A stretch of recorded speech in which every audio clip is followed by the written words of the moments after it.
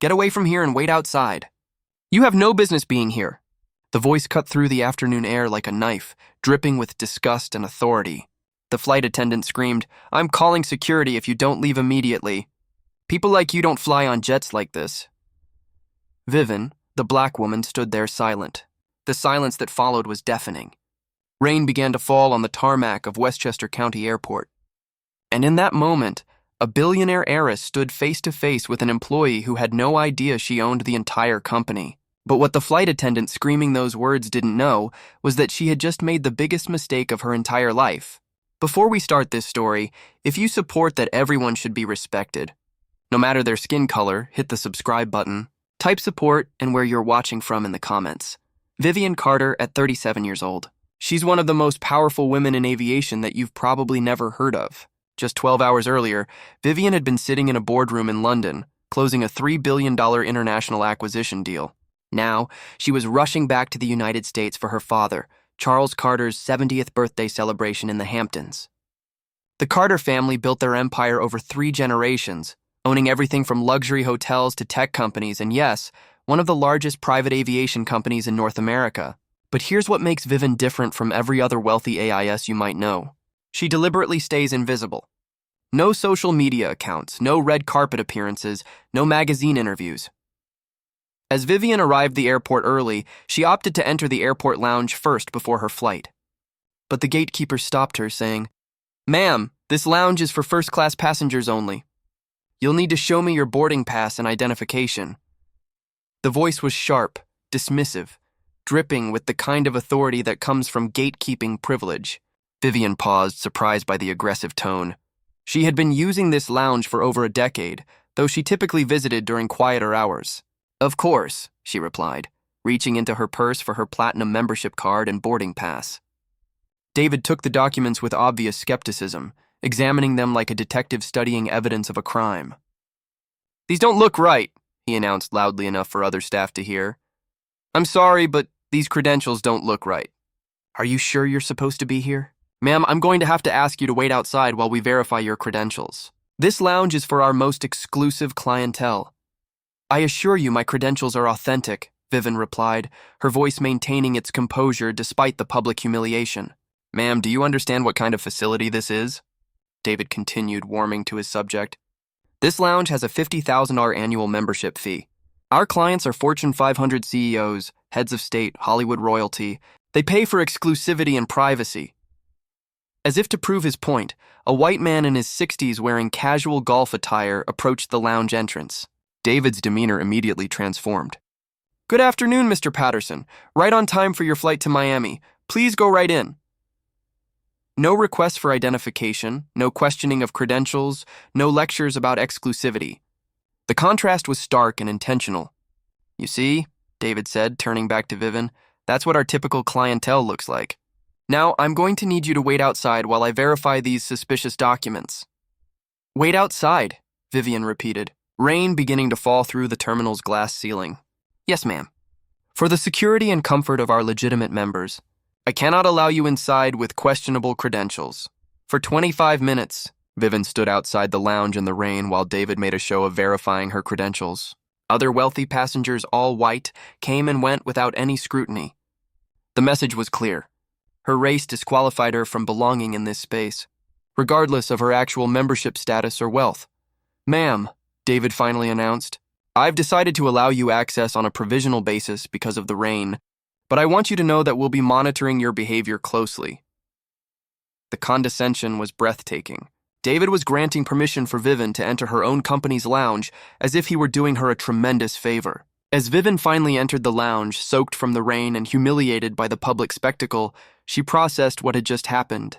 This wasn't just individual prejudice. This was systematic discrimination happening in her own company. After leaving the lounge, Vivian approached the sleek white private jet worth $12 million. Her designer heels clicking against the wet tarmac. She carried herself with the quiet confidence that only comes from true power. She had no idea she was walking into the most humiliating 15 minutes of her entire life. Standing at the aircraft's entrance was Stephanie Williams, a senior flight attendant who'd been with Carter Aviation Group for 5 years. Stephanie had developed quite an attitude during her time with the company, believing that working on private jets somehow made her part of the elite world she served. She'd grown comfortable making snap judgments about who belonged in her luxurious workplace and who didn't. The moment Stephanie saw a black woman approaching her precious private jet, her mind was made up. Despite Vivian's obvious elegance, her expensive luggage, and her confident demeanor, Stephanie had already decided this woman was in the wrong place. "Excuse me," Stephanie called out, stepping directly into Vivian's path. "This is a private aircraft. You can't just walk up here." Vivian paused, looking up at Stephanie with calm eyes. "I'm here for the flight to Westchester," she replied evenly, reaching into her purse for her boarding credentials. But Stephanie wasn't interested in seeing any documentation. "Ma'am, you don't look like the type of person who flies private. Are you sure you're not supposed to be at the commercial terminal? It's about a mile that way." The words hung in the air like poison around them. Ground crew members stopped what they were doing. Captain Robert Hayes heard every word through his open cockpit window, but chose to look away. Marcus Thompson, the ground operations supervisor, looked up from his checklist with growing concern. Jennifer Kim, a junior ground crew member, watched in horror as this elegant woman was being publicly humiliated. "I have my boarding pass right here," Vivian said calmly, pulling out her documentation. Stephanie barely glanced at it. "These could be fake. Do you have any idea how much it costs to charter this aircraft? $75,000 per flight. Does that sound like something you can afford?" Vivian's composure was remarkable, but you could see something shift in her eyes. "I think there's been a misunderstanding." "The only misunderstanding," Stephanie interrupted, her voice getting louder, "is you thinking you belong anywhere near this aircraft." "Security!" She turned toward the terminal. "I need security to escort this woman away from the aircraft." David Palmer, the private terminal manager, came jogging over. Without even asking what was happening, he immediately sided with Stephanie. "Ma'am, you're going to need to leave this area immediately. This is for authorized personnel and passengers only." "I am a passenger," Vivian replied, her voice still controlled but with an edge. "Right," Stephanie laughed mockingly. "And I'm the Queen of England. Look, lady, I don't know what game you're playing, but this isn't some commercial flight where you can just show up with a fake boarding pass. These are serious people with serious money." The rain was getting heavier now, and Vivian stood there, her expensive coat beginning to get wet, facing down two employees who were about to destroy their own careers with their next words. "Serious people like me?" Vivian asked quietly. "People like you don't fly private?" Stephanie shot back. "You probably saw this plane and thought you'd try your luck.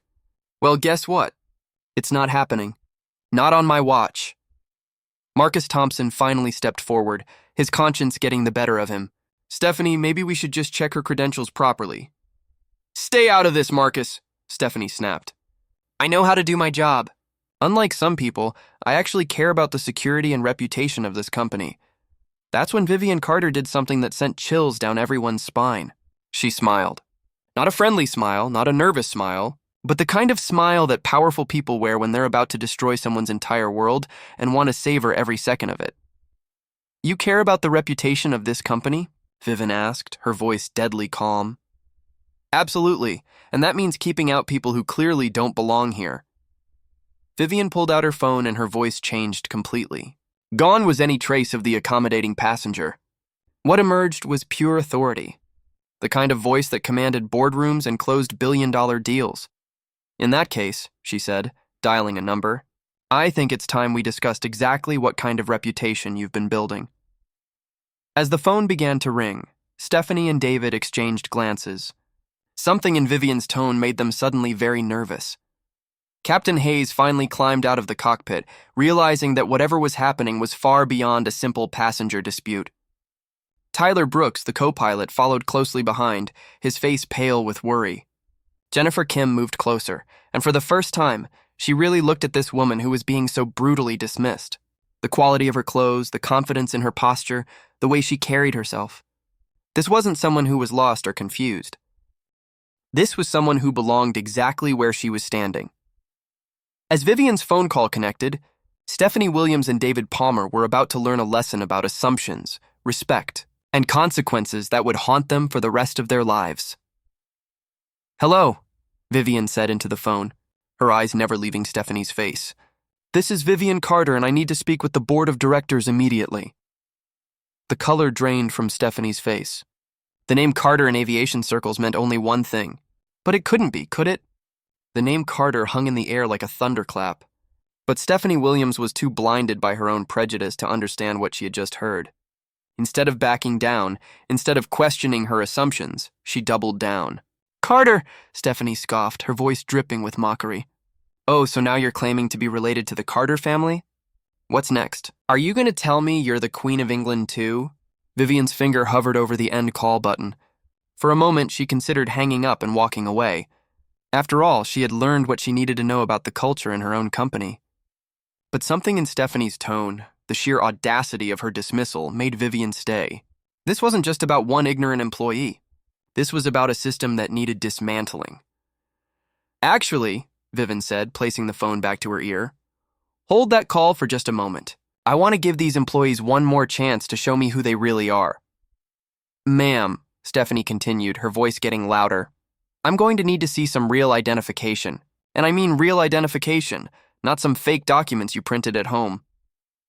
Vivian reached into her purse and pulled out her driver's license, her Black American Express Centurion card, and her company identification. She handed them to Stephanie with the patience of someone who had dealt with ignorance her entire life.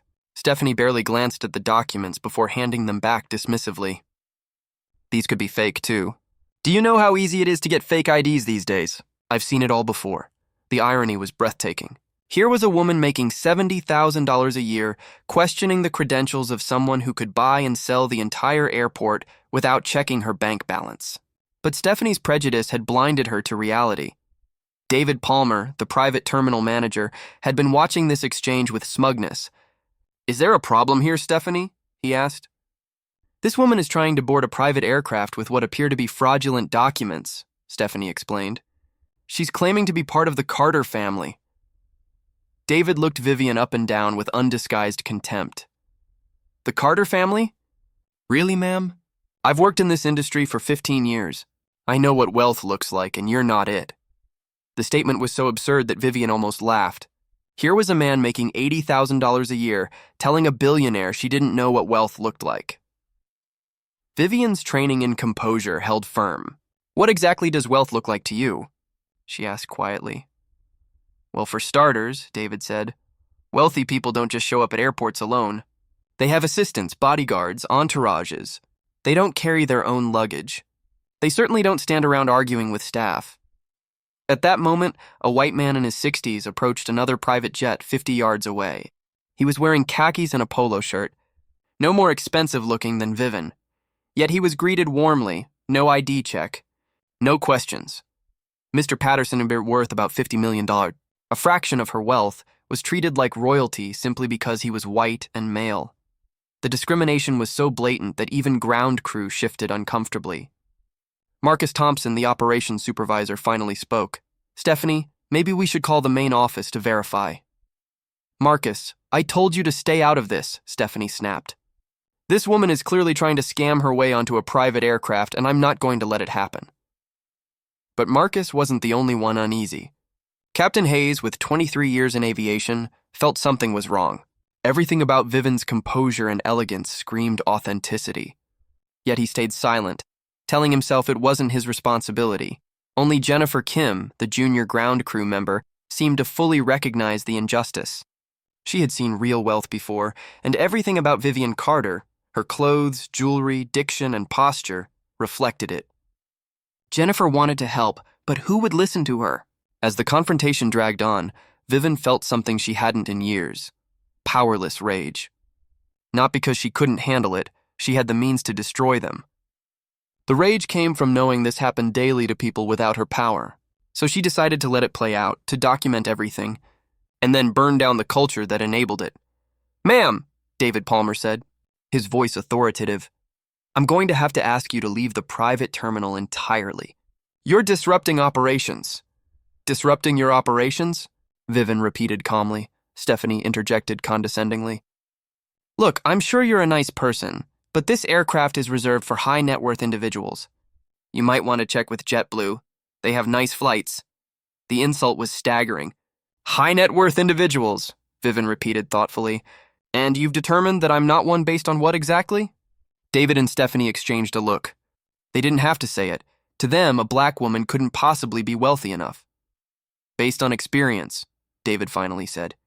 When you've worked in this industry as long as we have, you develop an eye for these things. But what they called experience was years of racial profiling.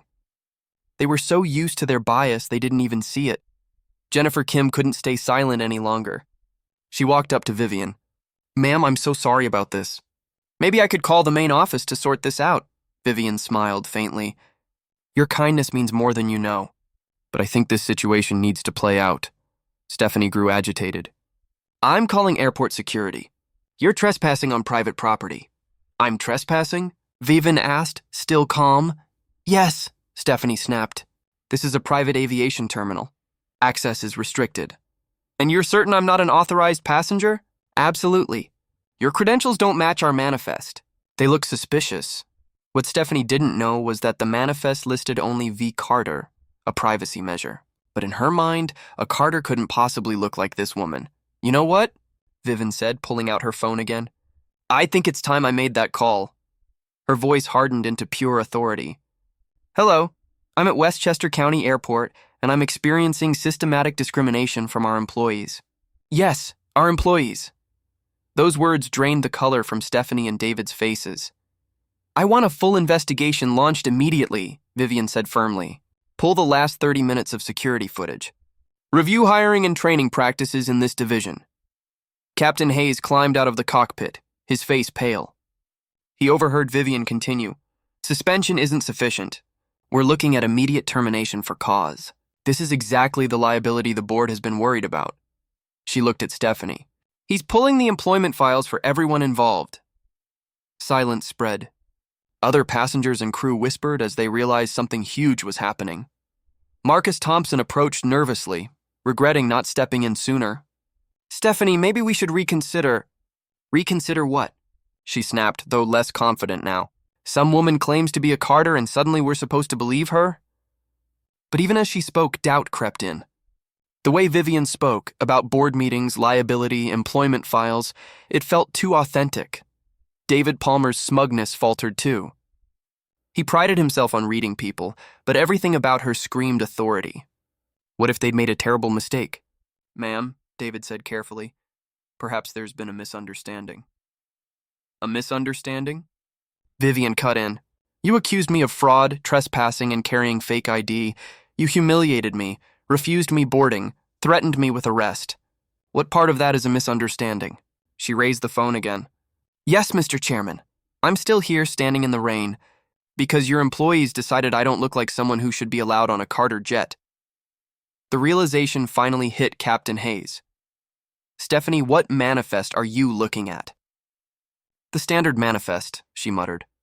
There's no Vivian Carter listed. Show me, Hayes demanded. She pulled up the tablet. At the top, V. Carter, owner, CEO. The silence was crushing. Hayes whispered, Oh my God! Tyler Brooks looked and turned white.